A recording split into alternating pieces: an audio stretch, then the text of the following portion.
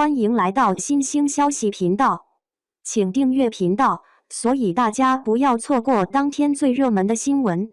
我们今天的时事通讯包括以下内容：任嘉伦、李沁请君豆瓣开分6.4分，你们觉得这个评分合理吗？要说任嘉伦的新剧，小跟踪来说说自己的想法。先来说说优点，有以下几个方面。第一点，大局观。上古 X 民国，女债主强娶男主，灵女 vs 将军，这几个元素组合在一起，看点多多。播之前小跟踪已经被朋友说的民国仙侠吊着胃口。灵族、人族等元素感觉世界观非常恢宏，感觉已经跳脱了之前的俗套剧情，有一种耳目一新的感觉。第二点，男女主角。任嘉伦、李沁都是大家公认年轻演员中的实力派选手，电视剧中陆岩和于登登之间的感情还是会打动很多人，从14集以后真的超级好看了。第三点，其他平台的评分情况对比。豆瓣的月活用户1000万，评分6.4；微博的月活用户5亿，评分8.0；爱一奇的月活用户4.8亿，评分8.6。当然也有不好的地方，更多人诟病的就是男女主的原声问题。第一点，男女主原音都不行。李沁咬字很重，太过抑扬顿挫，一字一句往外吐字，显得用力过猛。国超的原声台词却是轻飘飘的，有点有气无力。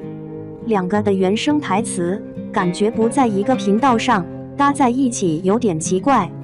第二点，剧情普通，剧情紧凑。官方说剧情是原创剧本，但说实话剧情设置有点普通，总感觉似曾相识，没有新鲜感。男女的感情线发展没有给人带来循序渐进的感觉，发展比较突兀。例如女主把男主抢回家当压寨夫人，按理说男主不喜欢女主也是有道理的，毕竟你是把人抢来的。结果就因为两个人一起经历了一个小小的案件，女主就觉得男主爱自己爱得要死，被男主害了之后就撕心裂肺地质问他为什么。小跟踪就想，第一，两个人也没待在一起多久，你们感情也没深到撕心裂肺的地步吧。第二，你是抢别人的，你还指望别人要对你推心置腹吗？观后感就是，无聊时可以解闷，但中途想看别的电视剧的话，可以毫不犹豫弃剧，也不会觉得可惜。PS 纯属我个人看法，你不这么觉得那就你自己觉得。第三点，豆瓣评分机制。豆瓣的评分还有什么可信度吗？虽然资本很喜欢借鉴豆瓣评分，但是豆瓣在大众心中并不是很可靠。一群人看都没看就去打个1分，黑子也会涌上前打低分。